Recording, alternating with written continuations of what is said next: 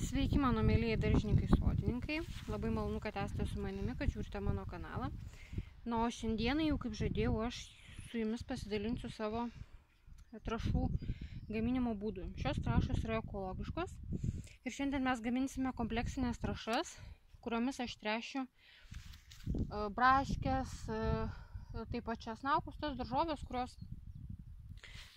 vaisius, uogas, kurie auga kelis metus. Taip pat galima ir daugiamečius svogūnus, galima patręšti krūmus, medelius. Tai, kas iš po žiemos pavasarį dabar irgi reikalinga yra patręšti, ir ne tik tai azotinė, bet kompleksiniam trąšom. Tai mums šiom trąšom reikės štai įvairių žolių.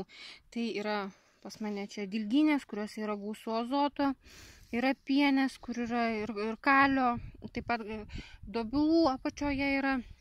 Galima dėti, jeigu turite miško paparčių, idealu būtų rapsai, jeigu kartais kai kurie turi pasisėję. Dauguma plačialapių, jeigu galima sakyti netgi visos plačialapės žolės, kurios yra, liucerna labai yra tinkama.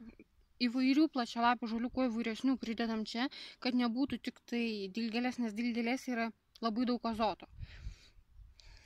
Taip pat, toliau. Taip pat mums reikės pelenų, bei gerai būtų, kad jeigu pridėtumėt štai visokių banano žievių, gali būti ir apelsinų žievelės, įvairių vaisių, tokių atliekos, galbūt perkat obuolius, arba turite, gal dar turite iš pernai tokių obuolių visokių atliekų, kad ir vaisių truputėlį būtų, ir gerųjų bakterijų. Jeigu neturite nei baikal, nei BioM, nei kitų nusipirkę kažkokių mikrobiologinių elementų, vadinamų tų gerųjų bakterijų, taip pat galite naudoti ir mieles. Mielės irgi yra gerieji grybai, kurie taip pat nugali tuos vadinamus bloguosius, ir pas jūs neįvyks puvimas šiose trąšose. Jeigu jūs pagaminote trąšas ir jos turi tokią smarvę, tą tokią kaip mėšlo kvapą vadinamą, tikrai smirda, žinokit, jūsų trąšos nėra geros. Jose yra gausu blogųjų mikroorganizmų, kurie būtent ir įskiria tą tokį kvapą. Trąšos pagamintos turi tokį kvapą kaip stiprus raugas, kaip tokia gerai peraugus gira. Turėtų turėti štai tokį kvapą.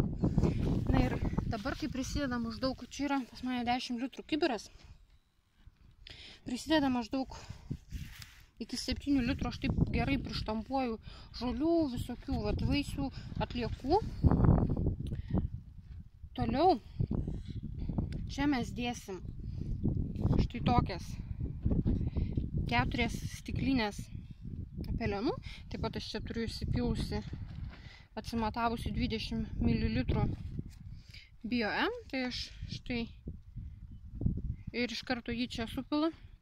Maždaug į tokį kibirą reikėtų 20 ml gerųjų bakterijų, šiuo atveju naudoju BioM, nes nesu jų, kaip minėjau, bandžius ir labai noriu pažiūrėti, kaip jos veikia, ir taip pat kaip baikalas.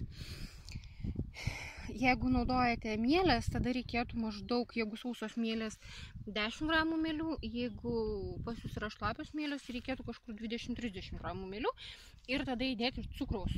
Taip pat kažkur tai kiek stiklinės, tiesiog aš net negaliu pasakyti, kiek čia turėtų būti, apie 40-30 gramų. Ir taip pat mes čia dedam tokias 4-5 stiklinės pelenų.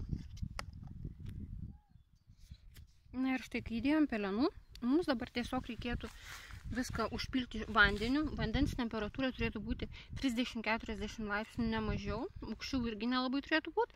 Ir mes tada viską paliksim pradžiai 4 valandom. Štai viskas burbuliuoja. Užsipilam vandens. Aš niekada nepilu iki pat viršaus, man maždaug gaunasi čia 8 litrai. Ir dabar tokiai pagaminta mes paliksim ant saulės atvirai maždaug 4 valandom. Paskui būtinai labai gerai uždengti. Labai gerai, aš netgi truputėlį paslėgiu.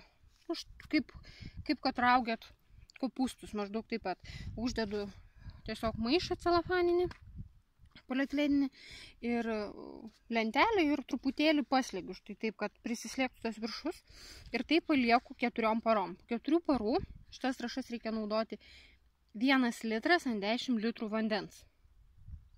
Ir tai yra kompleksinės trąšos, kurios puikiai atgyvins jūsų visus augalus. Taip pat jas galite tręšti ir pomidorus, ir paprikas, ir agurkus, ir viską. Viską, ką auginat, jeigu kažkam tai kažko trūksta. Šiaip aš per sezoną tręšiu 3-4 kartus savo visus augalus. Maždaug tai darau kas 40 dienų.